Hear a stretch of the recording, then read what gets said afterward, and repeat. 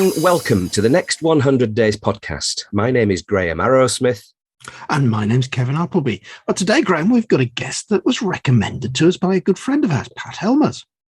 But unlike Pat, we're not going to Chicago. We're going all the way down under to New South Wales.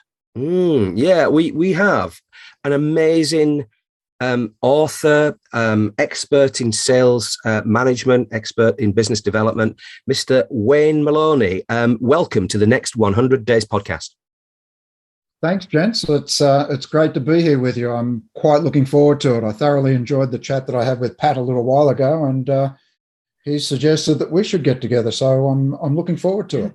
Now, I think I spotted Pat on LinkedIn waving a copy of your book and a photograph. Yeah. Wayne, and that's how the conversation started. And Pat said, "No, get Wayne on your show. You'll have a really good chat."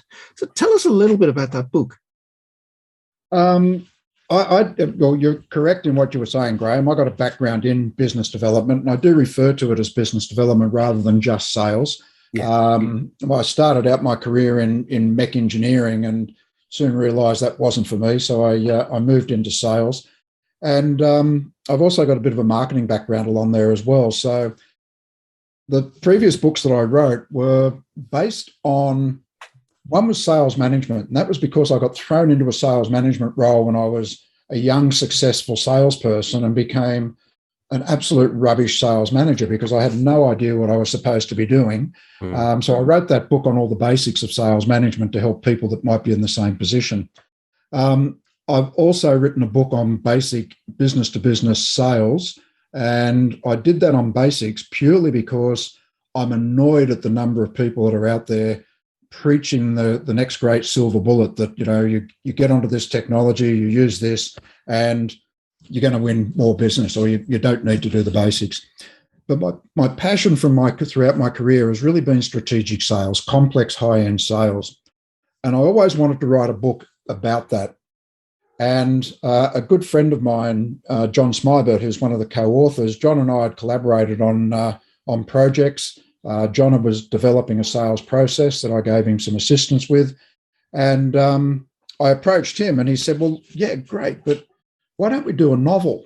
And of course, at that stage, I was quite dubious about doing that, but I did fully understand the benefit of writing something as a story because storytelling is just so effective in getting messages across to people. Now, I want to ask you a question because I've kind of read ahead a little bit here. Yeah. And you've got three blokes who collaborate on a book, and you're the hero, or shall we say heroine, is a lady. Now, who was the one who kind of wrote that part? Who did you have to tap into your inner self, or what? I've got 3 daughters and 2 granddaughters, so there wasn't a great deal to, and a wife, by the way. Oh yeah, well that helps. Yeah, and Jeff, normally necessary to get 3 daughters.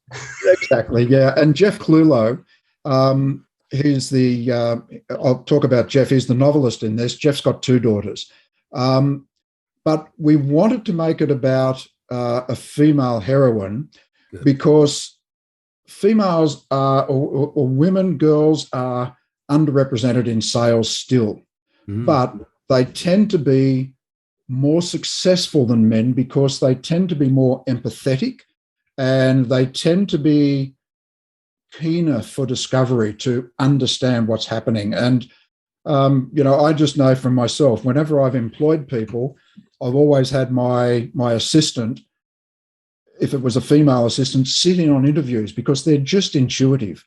So we wanted to do that. And it also gave us the opportunity to highlight good and bad leadership.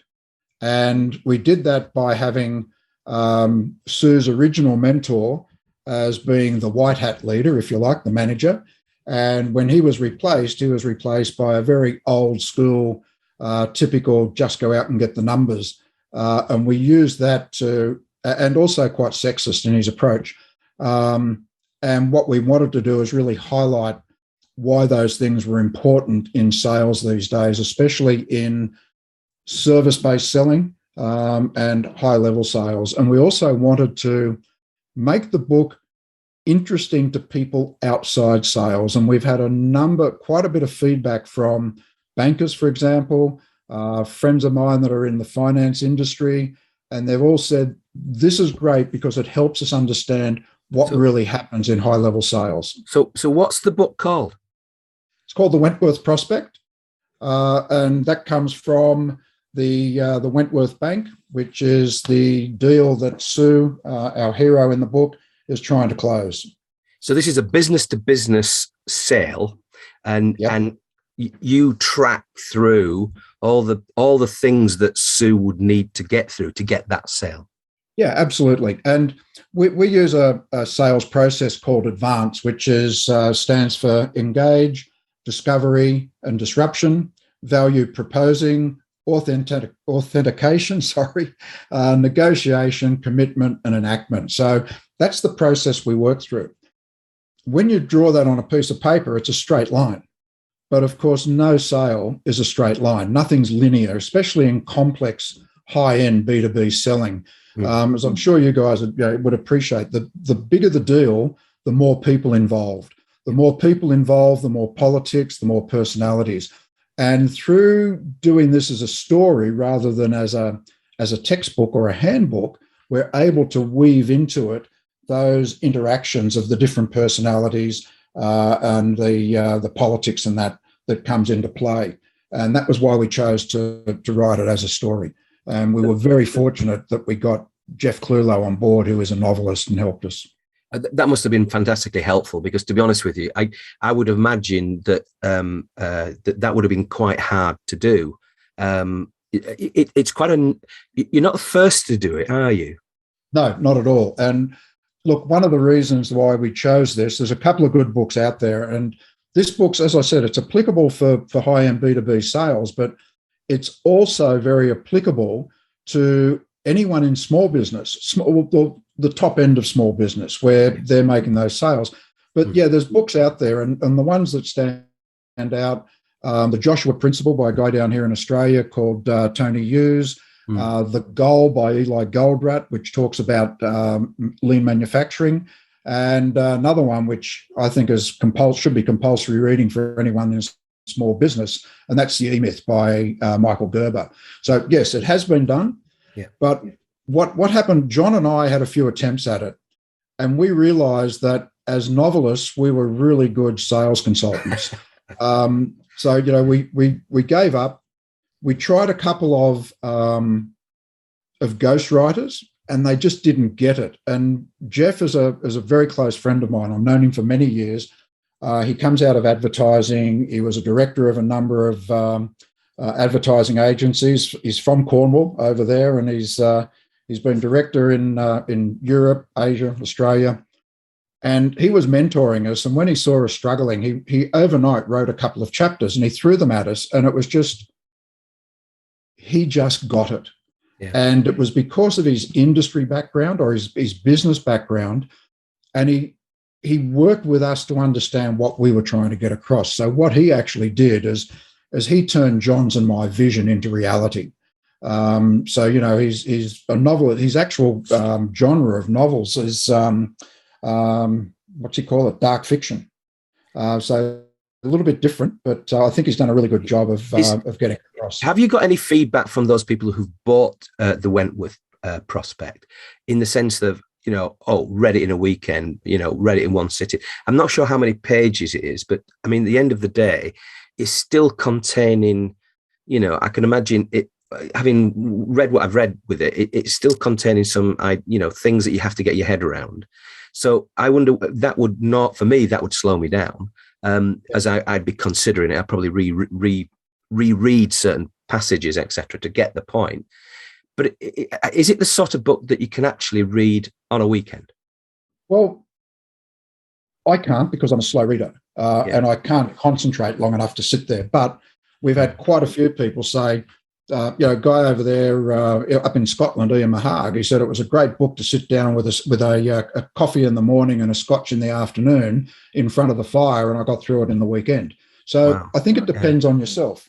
And we've had a number of people say they've got through it like that. But one of the great things about a novel is you don't have to read it in one sitting. And what you've mentioned about having to get your head around it, as you push through it, it starts to make more sense, I think you'll find, and it becomes a page turner because you really want to get to where does the next step go. Yeah. And what we've done with it, Graham, is we really struggled to figure out what was the best way to teach the techniques that these people were using. So what we've actually done is we've built a website, and all of that's in there. The tools we've built, we've got sales assessment tools in there for people to test themselves. And we actually have QR codes in the book, or on the audio book, just the URLs. Yeah. And people, as they go through, they can choose to either read right through the book, or when they get to that section where the QR code is, they can go in and understand the techniques that have been applied up to that section of the book. So we've really tried to make it a story, because people just remember things out of stories much better. I just want to pick up on the point that you mentioned, and I know it's true, having had a fairly long career in sales myself. But the number of females in that profession, I think it's grown, but I'm not sure that they're in the majority in any way. Maybe in certain sectors, but not in others. But yeah. I wonder whether or not this book is going to be devoured more by females rather than males. Oh, look, I don't think so. We put it out to 50 beta readers, and of those beta readers, there was only one person that came back with any negative comment on it, and that happened to be a guy. And he's a guy that is a really strong supporter of women. Yeah. And in the original draft of the book, we had a kiss, and he came back and said, "Get rid of the kiss." And everyone else, even the girls and the ladies and the women that had read it, said, "Well, we don't have a problem with that." But we actually did take it out because, the fact that he had a problem with it, maybe others did as well. But no, look, the guy, most of the guys that I've spoken to that have read it, and podcasts that I've done, interviews that I've done with guys that have read it, it's all been very positive. So no, I don't think so, because there's nothing in the techniques that are used that are gender specific. Anything that's used could be used by either male or female. I was more getting at the fact, Wayne, that it's a sort of a novel talking about sales. So in other words, it's a slightly different. You mentioned it right at the top there. Females tend to be more empathetic, and I wonder whether or not this is an empathetic way to actually get across sales management principles, or sales principles, or business development principles. Yeah. I don't know. It's not. I'll be quite honest with you, Graham. That's not something I've ever really considered before, because it's not a question that's been posed to me. No. And it's something that I'd have to give some thought to. I don't think I could give you a fair answer on that off the top of my head. Well, we like taking people down lanes that they've never been down before. So we'll probably end up getting lost. But it'll be fun. As long as you're gentle when I'm down there, mate, I'll just no, we'll just leave you, and let you wander down. Yeah. But no, I like the idea, Kevin. I really do. And I'll, from my point of view, it's on my one of the next to get purchased. So I like the idea too, Graham. I mean, I've read a couple of business books based on the concept of telling a story, and one that I particularly remember, and I can't remember the name of the book or the author, but it was taking a business through the process of growing it and really trying to increase its size and value before going through a sale process. And the number of steps, again, the way Wayne's just described, the guy that was writing was taking you through a methodology. And the story was really great. Yeah, I've read that book as well, Kevin, and I just can't. Is it called Scale or? Yeah, it could be Scale, something like that. Scale or Scale Up, I think is the book you're talking about. And and look, as far as stories go, you think back. I still remember stories that my grandmother told me. I still remember stories from the playground in school. I still remember stories that I was taught at school as well. Yeah. And we've used them for thousands of years to impart knowledge from one generation to another, from one community to another. And I think it's Like you mentioned scale, or we think we mentioned scale, but I think of The Goal by Eli Goldratt, and I think of The E-Myth. Now, both of those books, I can tell you the story and I can tell you the concepts that were raised right throughout that story.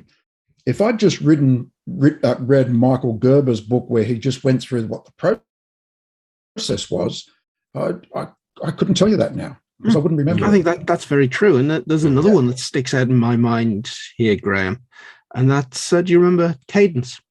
7 levers of, again, it was all about business growth. Correct me if I'm wrong, but wasn't he from Melbourne? He was, yes. Yeah, so it's another Australian. So it's quite, I've got to say, we had some absolutely tip-top Australian guests over our 6.5 years or so doing podcasting. And the one question that you actually mentioned the word earlier, and Kevin, you'll probably pick up on this, but you mentioned lean, Lean, and you're actually famous, I don't know whether that's the right word, but for talking about lean sales or sales lean or whatever you want to call it. What is lean sales? What does it mean? Lean has got 3 basic concepts. It's to reduce waste, add value, and continual improvement. They're the 3 overarching concepts of lean. And anyone that understands lean knows that it can, well, most people think it was invented by the Japanese post-war in Toyota. Well, it was actually the Americans that took it there on the back of what Ford had done with production line. Yeah. But as far as sales is concerned, if you think about areas of waste within sales, there's a Greek philosopher called Theophrastus. He says the greatest thing a man has got to offer is his time. So one of the first things we've got to do within sales is not waste people's time and not waste our own time. So one of the greatest areas of waste that I see in selling is unqualified opportunities. So I work with clients to make sure that they have a very strong qualification process in place so they get rid of the rubbish out of the pipeline. Yeah. And we actually, a lot of people say building pipeline's the biggest problem. Well, I don't agree with that. Building quality pipeline's the biggest problem. So you don't want to just fill it. You want to get the right stuff in there. So that's one concept of reducing waste. Yeah. The other area is adding value. And adding value is dependent on the individual and the company you're talking to, because the only people that can define value is the prospect or the client. Yeah. So the job of the salesperson is to go through, as I mentioned, discovery and disruption, is to go through a very deep discovery with the clients to understand what that value is and focus on that so that you're going to deliver or help the client buy the best outcome for them. So that's the value side of things. And the continual improvement is adapting and adopting technology as it comes forward. As I said earlier, I think I'm a really strong believer in mastering the basics of B2B selling, but that doesn't mean I'm not a believer in using technology that comes forward. It's about understanding the structures that you should have in your sales team, getting rid of those that are not going to fit in. So that's how I apply lean. And we could have a totally separate podcast interview on lean selling, but they're the 3 concepts. It's just that this is something that is almost like in your sinews, isn't it? I mean, if you're doing a training course with a client, I bet my house that lean comes up on it.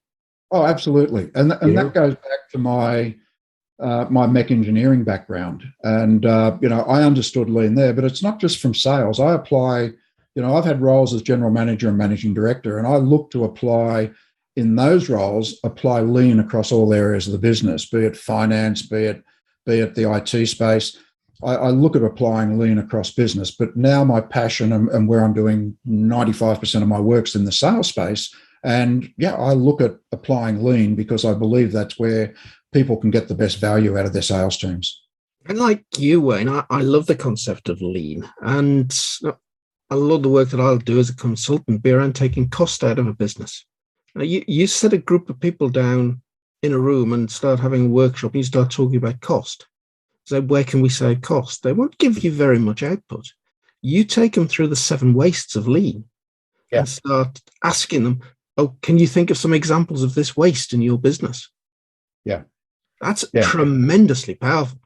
It is, because what you're doing there is you're changing the thought process. Yeah. When people think of cost, they often think of, oh, you're going to cut my staff, you're going to, reduce the support that I'm getting from IT or something of that nature. Yeah. But if you turn it around and say waste, people have got a totally different concept of that. And with a bit of prodding, you can really get some great examples of where there may be waste. I mean, one of the biggest areas of waste that I see in manufacturing is packaging. It's just ridiculous, the amount of waste that's in packaging, but marketing are insisting that it's there so that you can stand out on the shelf.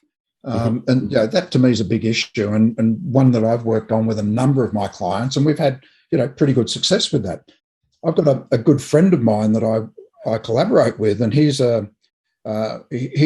his own manufacturing business, and he's a lean expert in manufacturing. And one of the things that he looks at is workflow. And I've actually brought him into some of my clients where I've seen that they've got workflow issues. And just by changing the position of things, he's reduced the amount of time in manufacturing, and he's reduced the amount of time that people do, even just getting printing or going to the photocopier, those types of things. So are you saying that that workflow idea applies to sales as well? Because the example you gave in the waste area was that if you get rubbish in, then you're going to waste an awful lot of time of salespeople. So in other words, if your leads are not very good, if your targeting is off, etc., and that comes down to things like PPC and all the rest of that, and you're getting the wrong kind of quality leads in, then what happens is you're wasting people's time and money and all the rest of it. Are there other factors other than sort of rubbish leads? Oh yeah, think about planning. I did an interview a couple of weeks back with a guy in Canada on territory planning, and one of the biggest problems that I had with salespeople was actually getting them to do planning because they were reactive to what was happening, and often that's a problem of management, and that's a whole nother story. But if you think about planning, if you plan and understand where your ideal clients are, you will reduce the amount of waste that you bring in leads. Yeah. If you plan every opportunity, so you've got account plans, so you start with a territory plan and then you go to account plans, then do call plans. What's the purpose? I mean, it's not a matter of picking up the phone and saying, oh, just checking in. Because if you do that, you're wasting your time and you're wasting the prospect's time or the client's time. So what's the purpose of the call? What's the objective? What's the plan? What's the outcome that you're looking for? So that's another area where you've got to add value at each touch point. So plan on how to do that. That will give you the value, and it will also help reduce the waste. Yeah, I think that planning is a really big thing as well from another angle, Wayne. Take your manufacturing situation. One of the big wastes is overproduction. Now, you've got a sales force that doesn't plan too well, and sales folk are naturally a bit bullish. The grass is always tremendously green. Now, what's coming into the plan for production is this very, very rosy forecast from sales. It's very easy to understand how you might produce 100 and sell 50. Yeah, and that's critical, and that was one of the things that I used to struggle with some salespeople as to I know what I'm doing. Why do I need to plan? And you needed to get through to them that their planning flowed back through the organisation. So yeah, it was manufacturing, it was finance, it was IT support, it was HR. There was a whole heap of things that ran off the back of planning. And if the company was setting up to go public or something of that nature, there was a hell of a lot more at stake based on those plans. And I'm sure you guys in finance, Kevin, you've seen organisations that have gone public, and they've forecast on the back of what they think's going to happen, and then sales fall well short.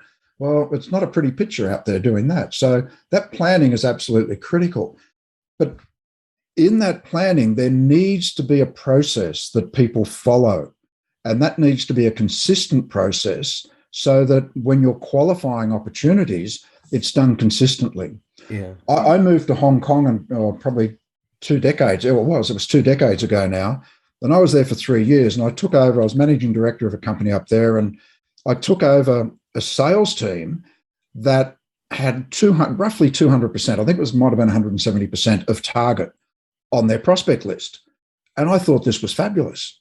And I then sat down and I went through them and said, okay, well, what's the qualification process?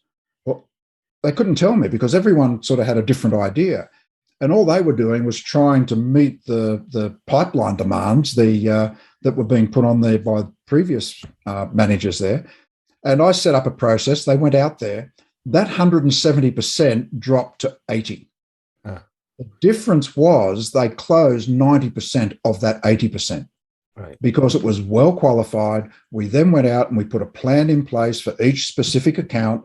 And we went and we actually, in a lot of instances, we shared those plans with the prospects or the clients. And they understood what we were trying to achieve to give them the best outcome. And they would work with us to help us identify who we needed to talk to. And that's the sort of thing that we address in the Wentworth Prospect as well. Another one of your training areas is being an authentic salesperson or authentic selling. What on earth's that? I could sit here tonight or this morning and I could have everything printed out and just talk to you about it. And it could be written by someone else. And the first thing you're going to do is you're going to look at me and go, you're full of BS. And it's because you can't deliver someone else's speech, someone else's work and do that with authenticity. And people will see through that. So regardless of what's happening with technology and business and sales, people, especially in high-end B2B, still buy from people. People still sell to people. People buy from people they know, like, trust, and respect. Now, if you're not authentic, if people think you're spinning a line, they're not going to trust you and they're not going to respect you. So the person that is, and the person that comes across and shares their vulnerabilities as well. I talk to clients and I'll tell them of opportunities I've lost, or I'll tell them of failings that I've had in with clients or with sales process, and they respect me for that, and it helps me build trust. And I had an experience early in my career where my biggest client was a large statewide, now national insurance company here in Australia, and I sold directly to the managing director, just the way things were in that organisation. And he invited me in to quote on something. And I said, no, I'm going to no bid this. And he said, why? And I said, well, I know who else you've got in. And quite frankly, they're going to give you a better outcome than what I can. And he was shocked. In fact, he was a little bit of disbelief. But we built a relationship that then whenever anyone approached him with an offer, he would get onto me and say, what do you think of this? And I would be honest. If I thought it was the right thing for his business, I would tell him. But he would always give me the opportunity to last bid things because I'd built the respect and I'd built the trust. I couldn't do that if I wasn't being authentic. So when we talk about authentic selling, we talk about people having to be themselves. The guy that goes out there that's just got I've worked with clients that actually insist on their salespeople learning a script and actually delivering that script when they're with a client or prospect, or using that script directly when they're on the phone. And you just see through it straight away. Yeah, absolutely. Yeah. I first of all, I think that's absolutely spot on. And however, what I'm thinking of is, and you've come across these people, I know that's the case. If you come across salespeople, there's always one or maybe two who are that much better at bringing in business than the rest of them. Yep. And possibly in some sales teams, if you add up the top two, they're probably they're producing as much business as the rest of the 8 out of the 10. So in other words, these are superstar salespeople, but they're different often, aren't they? They are. And how you manage those individuals becomes very important. I'll give you an example. I had a guy that worked for me. I was working for Optus, the second carrier, and I was national sales manager in a specific division there. Yeah. I had a guy that worked for me. He was a golfer and, like myself, a keen motorcyclist. And he would come in maybe twice a week into the office. I'd see him for our weekly sales meeting, and then I might see him once, probably every fortnight or so. He always delivered me 120 to 130%. I know that he played golf. I know that he rode motorbikes during the week, but I was never going to change that because he delivered. I had another guy in the team that rarely hit target. He always fell just short. And he said to me one day, why do you accept that performance from him? Why do you let him get away with going up and playing golf and riding motorbikes and what have you? And I said, maybe you should consider something along those lines, because he always delivers over budget and you always fall just short. So being in the office as often as you are is not working. So, I believe one of the weakest links, in fact, probably the weakest link in the revenue chain, is sales management, because we don't train sales managers. We don't teach them how to coach properly. We don't teach them how to manage people. We don't teach them how to recruit, onboard, hire, train, and retain winners. I was able to work with that guy and coach him, but he just wasn't malleable to the sorts of things that he needed to do. So, he was a superstar, this guy. He was also very personable, and he got on with the others. And I managed him in a way that the others understood that I've got to let him go. I'll work with him, but I'll also spend time with you, helping coach you, develop you so that you can get to a point where you're going to deliver it. You will always get, you'll get the superstars. I think they're probably becoming a little bit less now, because there's much more collaboration required in sales these days than what there ever has been in the past. And also because as we get to a more hybrid sales model of digital and personal, I think that they're going to struggle to be the superstars they were, because they just need to be much more team players to be able to deliver what's required in the marketplace these days. It's funny that you're seeing and you're pitching forward with the way in which technology has affected. I mean, really, since I was involved in sales on a day-to-day basis, etc., big companies and so forth, the world's changed. Now they know about you in advance. And we said on a previous podcast that somebody's recently found my business. And it felt like I'd been spied on, that they'd actually looked at blogs and all the rest, and they were quite open. And the person that I spoke to had already got the green light to do work with me in advance. I wouldn't know that. I just was my normal self with the person. And that your authentic self, Graham. Yeah, I couldn't be anything else. I mean, at the end of the day, I could try, but I'd fail miserably. But they ticked all the boxes. At the end of it, he said, well, you've confirmed everything I wanted to know about you.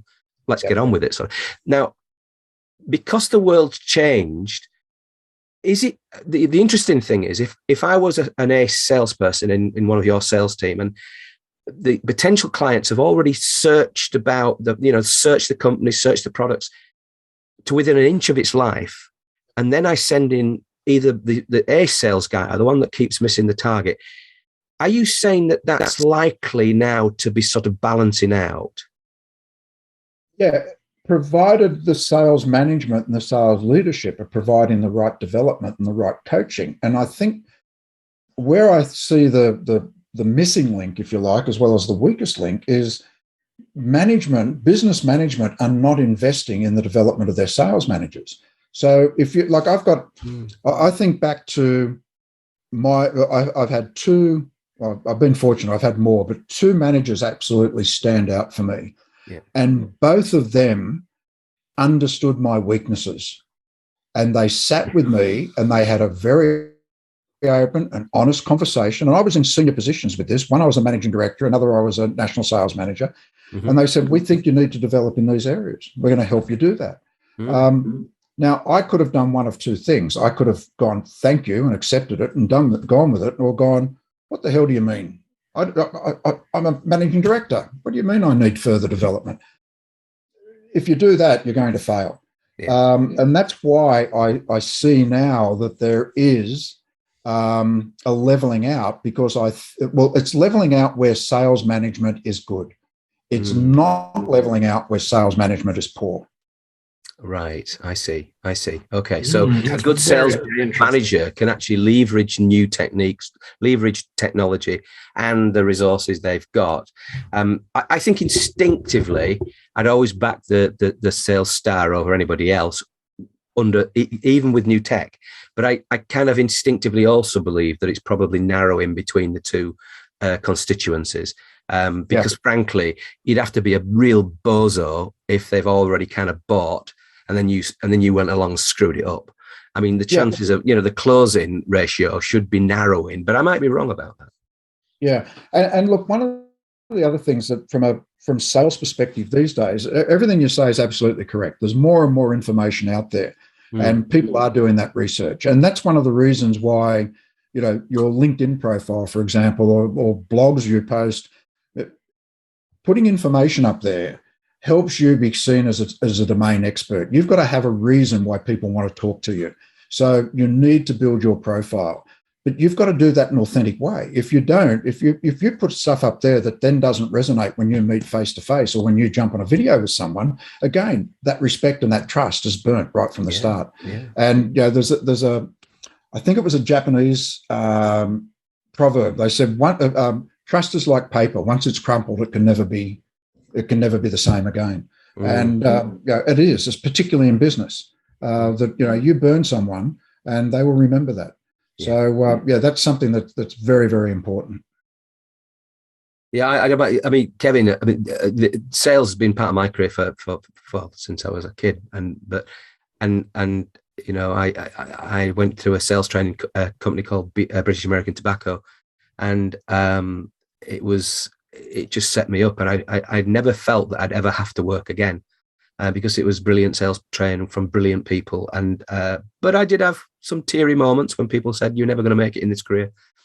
And of course, the next day I aced it, and I just wonder whether sales managers are really that cute, but they probably were.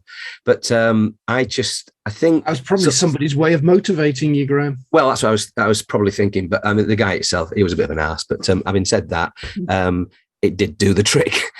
So from that point of view, there's so many aspects to motivating people in a sales environment. For you to be seen as one of those experts, what is it that drives you then? I mean, why are you giving back? Because presumably you don't need to.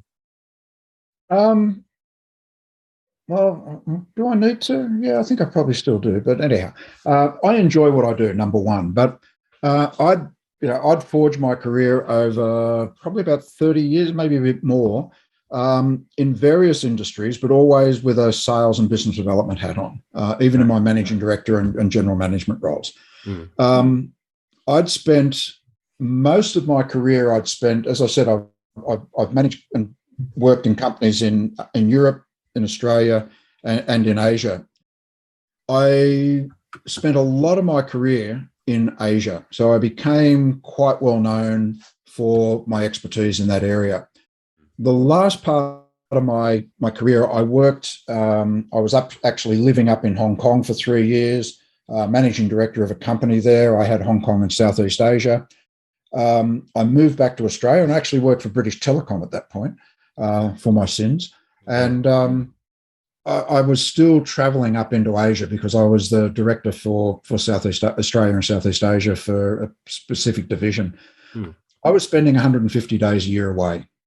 And, I had a young family and I just got sick of that. And I tried to find something different, but because of my experience in Asia, everywhere I went wanted to put me back into Asia. And, I just didn't want to do that. So I was over 50 at the time, as you'd appreciate. That gets a little bit more difficult in getting something. So I just decided I was going to go out and hang up my shingle and become a consultant. Yeah. And my expertise was sales. I work with clients in general management consulting, but also, again, on that business development side of things. So, how do we grow the revenue? How do we grow the profit? Okay, but it's the focus on sales. You've got your shingle out and somebody's coming up to your door and they're the absolute typical client.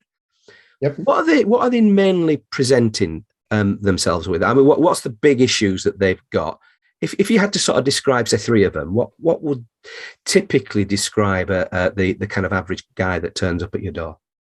Well, that's an interesting question, and it's interesting because I work across, as I said, I work in the top end of SMEs, and I work in sort of mid-range. I've worked in much higher, but mid-range corporate type businesses. Yeah. If I work with the corporate type businesses, it's more about developing a sales strategy and then helping them implement that strategy. Right. The way I go about that is I'll work with them to do a sales audit, and I will benchmark them against what I consider best practice. And I've got that documented, and I'll go through that with them before I start that process. Once I've done that, I then present back to them, where's the gap? This is where I see you being, and that often brings quite robust discussion. And this is where I think you should be as far as best practice is concerned.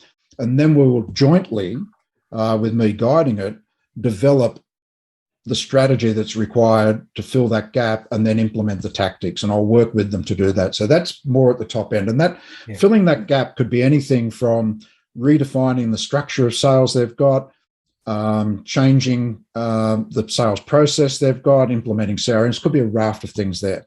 Right. When I move further down the food, I won't call the food chain, into smaller organizations, it becomes much more about, I often work as a virtual sales manager, if you like. So I actually work with them and I put in place the sales plans or the sales strategy and then the plans around that and help guide the individuals. And sometimes the individual is really just the owner of the business and a couple of salespeople. And I guide them through that process of, here's what we need to do. And then I meet with them regularly. I'm working with 2 clients at the moment, and I'm on a weekly, spend a day a week with them to manage them. And basically every one of them, and I make it clear at the start, you guys report to me. Yeah. They will come to me during the week by phone or email with concerns, but we meet once a week in the office, and I'll spend time with each of them, analyze what they're doing, and try and coach them to develop them, or mentor them. Probably you're operating as a fractional sales director then. Yeah. That's interesting, because I can imagine there's a real demand for that, because small businesses can't afford to have a full-time sales director often, but to get somebody of your talent to come in, even for a short period, that must make a difference to their sales. Yeah, it does. And I'm extremely proud of the fact that I've been doing that for one client for 16 years. He was the first client that I got when I started, when I hung up my shingle. Wow. And I've been working with him for 16 years. And you don't have to tell the client, but what kind of industry do they work in? They're in construction. Interesting. Very interesting. Yeah. And it was interesting when I started, when I first was interviewed by him, when we first met. He said, I want you to do 3 things for me. I want you to stop me having to work 6 days a week.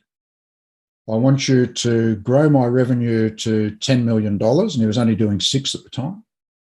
And I want you to help me buy a florist shop.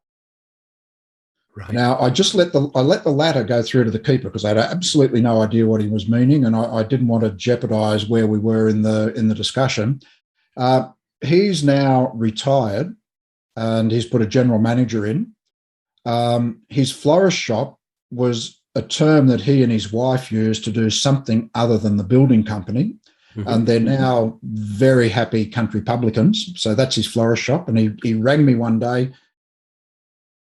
Really chuffed. And he said, Wayne, I've just bought the florist shop. And I went, where is it? And he said, oh, it's in the country. And named the town. And I said, well, there's no florist shop there. He said, yeah, but there's a great pub and I just bought it. And the business is now doing $15 million and he's retired. So, I've just built as you can imagine, over that period of time, he's become a close friend as much as he's become my longest serving client and probably the best, well, not probably, he's the best reference that I've got. Yeah. But we did that by redefining his approach to his market, redefining his ideal client, and actually broadening the ideal client so that he would have more that he could offer the market rather than the narrow focus that he had when we started working together. Well, that's super impressive. I have to say that. I mean, 16 years. Years. That's twice as long as I've known you, Kevin. Yeah. More than twice as long, Graham. Yeah. But that whole concept of being a fractional director, fractional member of the C-suite, I think that's really a concept that's taken off these days. And I think there's a small business can gain so much where they can't afford to employ a full-time sales director, a full-time CFO, so on. Now, you can get some very good people for part of their week. And I really, really do think that's a great model if you're ambitious and want to grow your business. Yeah. And look, I still enjoy doing it. I wouldn't if I didn't enjoy it. And you're right, Graham. I don't have to work 5 days a week. I'm working with just a few clients now. I'm selective about the clients I work with. I don't have to work with people that I don't like or clients that I don't think are really doing things the right way. I've sacked clients over the years that haven't considered doing things the way that I think they should be. So, I'm a firm believer of if you don't like something, you've got 3 choices. You either accept it, you change it, or you move on. And, that's what I basically do with when I work with people. If they don't like the way we're working, I need to convince them to accept the way we should be working because I believe that's the best way forward. And if they don't do that, well, I've got to move on because I can't stay there and work in an environment where they're not trusting me to deliver what I believe we should be doing. I think that is a great philosophy, Wayne. Absolutely. Yeah. I one of the thoughts when talking about philosophy, I wonder who you would actually defer to, or who's your mentor, whether you know them or not. Is that I work in the sort of a direct response area in marketing, and one of my mentors, never met the guy, but I've got a lot of his books, is Dan Kennedy, and so therefore I read voraciously his stuff, and that's there's often an awful lot of the storytelling, there's how to market to the affluent, the whole thing. Very interesting stuff.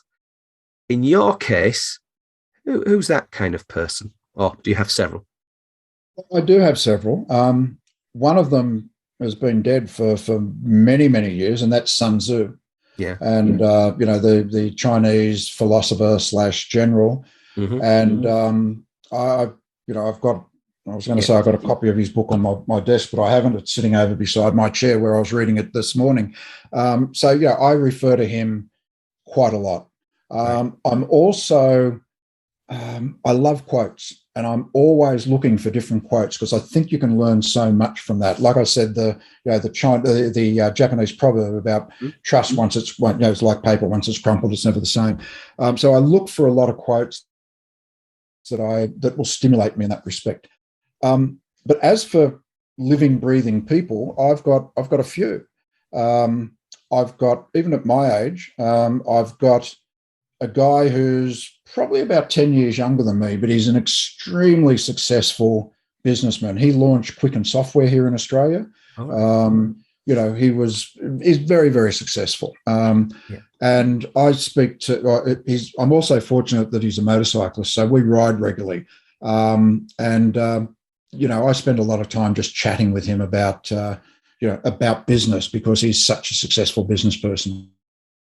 And he's a venture capitalist as well, or an angel investor, probably a better way of putting it. So, I learn a lot about business investment from him as well.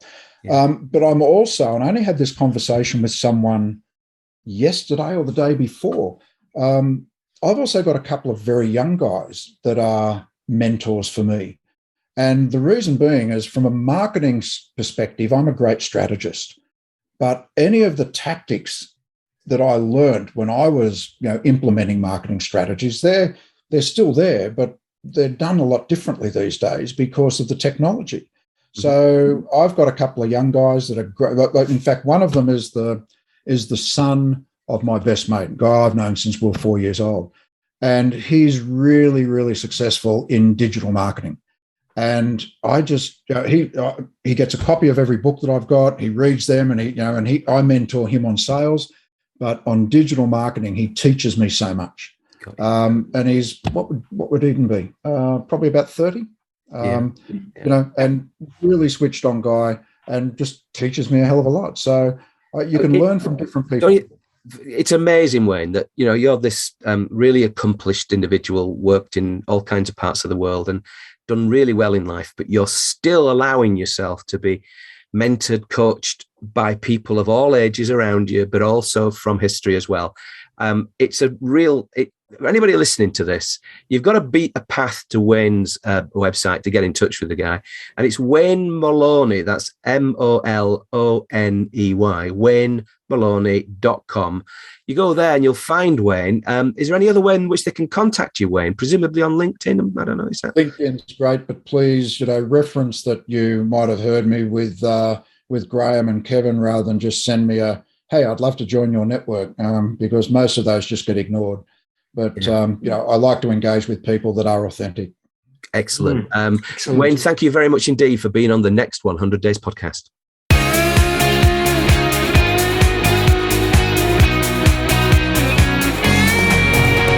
Well, Graham, I'm conscious that we spoke to Wayne for ages there, so we better make this this sum up very short. But now, an expert on so many different things. Wow. Yeah. What stands out to me more than anything is telling stories. Yeah, I agree with you. Telling stories. That's we've interviewed lots of people who've written books. We've interviewed lots of people who are book writing coaches or publishers. But no, that concept of writing a book that is actually a novel is a story all the way through. I love that. Yeah, I do as well. I can't wait to get my hands on it. Actually, I think it's going to be a reminder of how big sales happen, but in a way that you can actually relate to, without all the kind of dryness. But the fact that you can link to resources in and around the stories as well is really clever stuff. It is. So, but you can tell that one of his longest clients is 16 years. I mean, that's pretty good going. The fact that he's still enjoying it is a massive, massive testament to him. And he can pick and choose his clients, which is brilliant. Because if you can get yourself into that position, then every day is a joy. Indeed it is.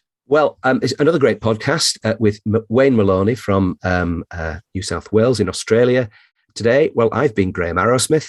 I've been Kevin Appleby. Goodbye. Goodbye.